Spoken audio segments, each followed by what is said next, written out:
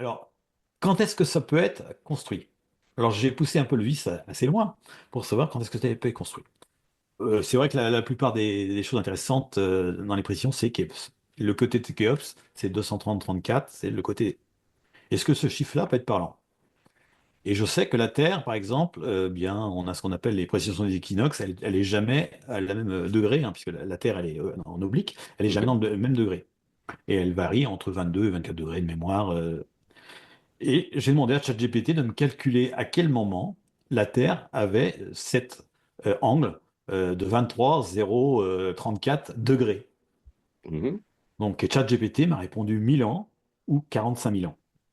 Donc si on part du principe que le côté de Kéops peut, voilà, les bâtisseurs sont joueurs, ils nous envoient plein de messages, et si le côté de Kéops correspond au moment où il y avait ce degré d'inclinaison, eh bien ça ferait 45 000 ans pour les pyramides.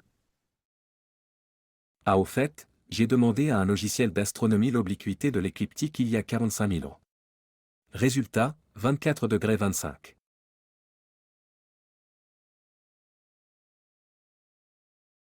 Ce paramètre évoqué lui un cycle de 45 000 ans, donc Newton s'est encore planté, puisqu'il y a 45 000 ans, l'inclinaison était la même que maintenant.